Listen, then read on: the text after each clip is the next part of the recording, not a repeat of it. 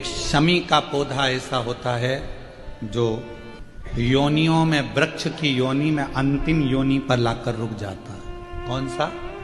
शमी का। इसलिए पंचदशमी पंच शनि पूजन की महत्वता होती है। क्यों कहा जाता है कि अगर कोई आपको ज्यादा परेशान कर रहा है, बहुत टेंशन दे रहा है, बहुत ज्यादा अगर वो इतना हताश हो गए कि आपने सोच लिया अब तो मर जाऊं तो अच्छा है, इसका नाम लिख जाऊं, ये सब चीज करने से अच्छा है पांच दशमी। दशमी जानते हो? पांच दशमी, कोई सी भी पांच दशमी आप चुन लीजिए, परंतु वो दशमी अमावस्या के पहले वाली नहीं होना चाहिए, वो पूर्णिमा के पहले वाली दशमी।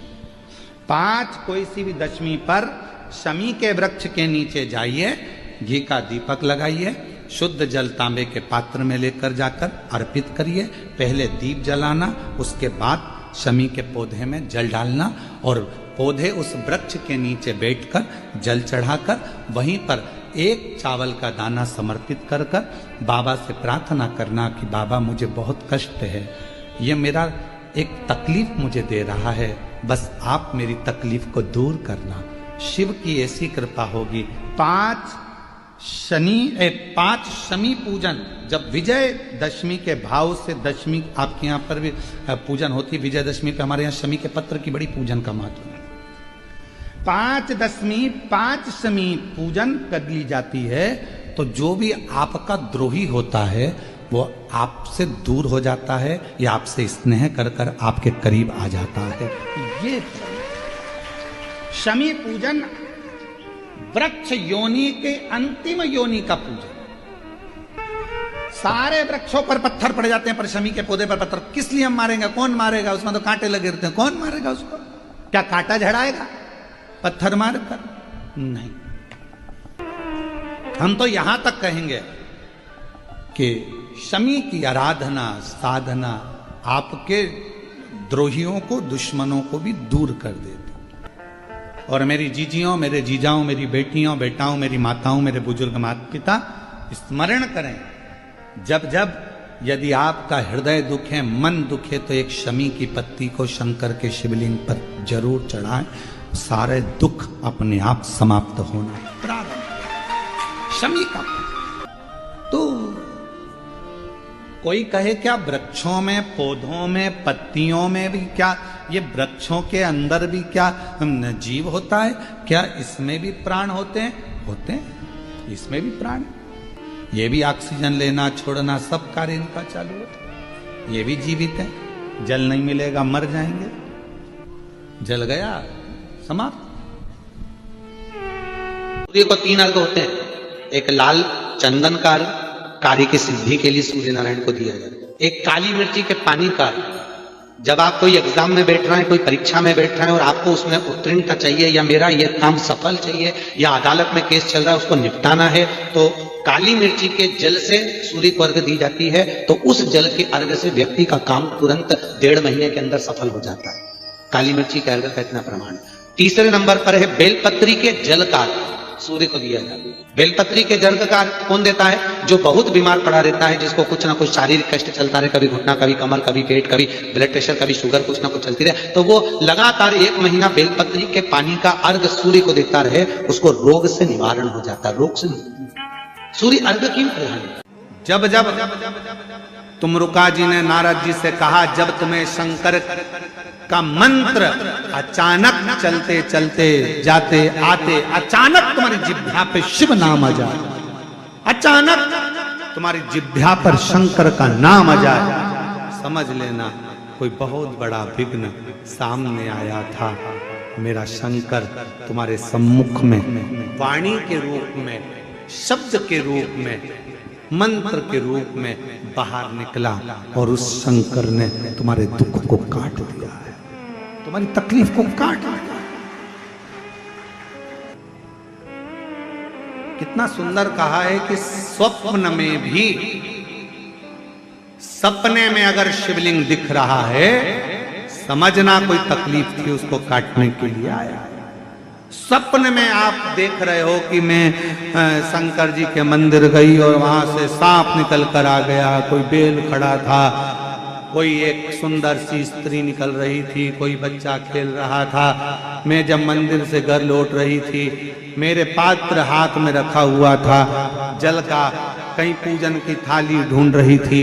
स्वप्न में जब पूजन ही और शिव ही नजर आए, सौभाग्यवती स्त्री नजर आए, जब कोई वृषभ नजर आए, मान लो शिव मंदिर के बाहर स्वप्न में भी अगर सर्प भी नजर आए, शिव मंदिर के अंतर्गत पहुंची और एक प्रकाश नजर आ रहा है। स्वप्न में ऐसा लगा कि मंदिर में गई और एकदम उजाला दिखा, समझ लेना कि तुम्हारा दुख कोई बड़ा था। मेरा शंकर स्वप्न में आकर याद कर कर तुम्हें काट कर जा। दुआ चाहे वो माता पिता की हो, घर के बुजुर्गों की हो, घर के बड़ों की हो, या फिर हमारे कोई परिचित की क्यों ना, वो दुआ हमारे जीवन में हमें सफलता जरूर देती है, हमें सुख जरूर देती है। शिव महापुराण की कथा कहती है, भगवान शंकर का पवित्र चरित्र कहता है, शिव महापुराण की कथा वर्णन करती है, जब घर से निकलो दो काम जरूर कर कर निकलो। पहला, घर में जो भगवान का मंदिर है, घर में जो भगवान का देव स्थान है, देवालय है, शिवालय है, उसको नमन करो, प्रणाम करो, विनय करो।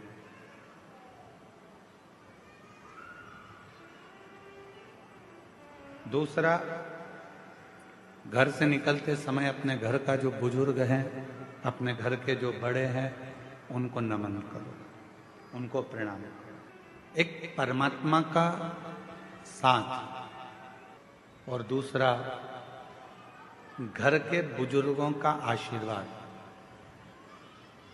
जब हमारे साथ चलता है तो निश्चित है उसका फल हमको मिलता जरूर है। कहीं विघ्न में हम पड़ रहे हैं, कहीं विघ्न में हम गिर गए हों, पड़ गए हों, तो उस विघ्न से निकलने के लिए घर के बुजुर्गों का आशीर्वाद और महादेव की कृपा, ये दोनों ही हमारे लिए श्रेष्ठता देते हैं। एक होता है तराशना और दूसरा होता है तलाशना।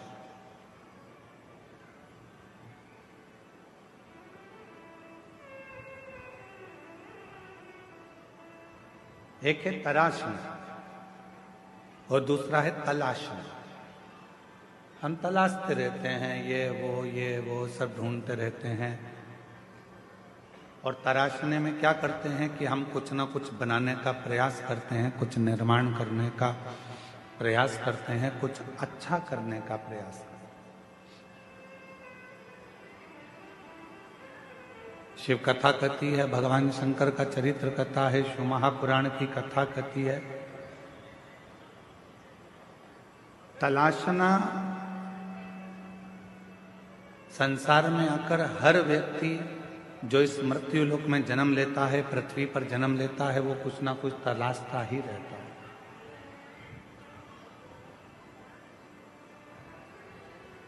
और वो तलाशने के चक्कर में फिर वो कहीं ना कहीं व्यक्ति में भी खोट ढूंढने लगता है।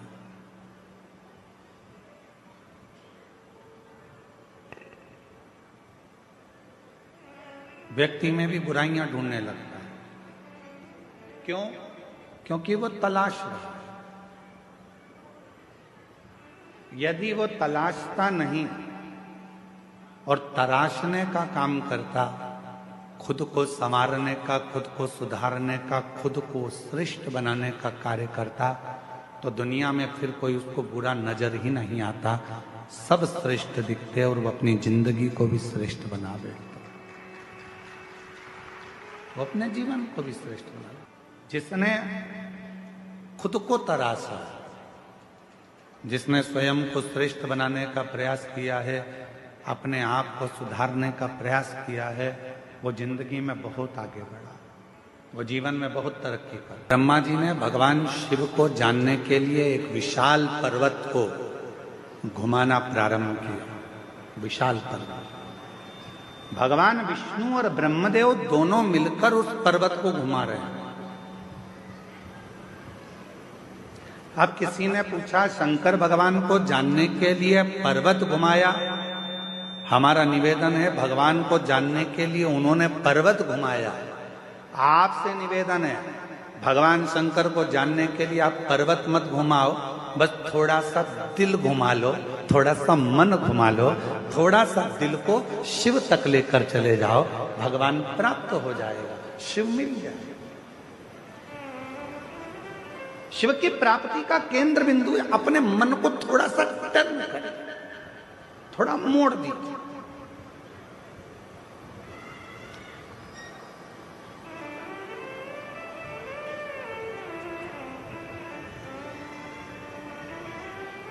एक बात बताइए,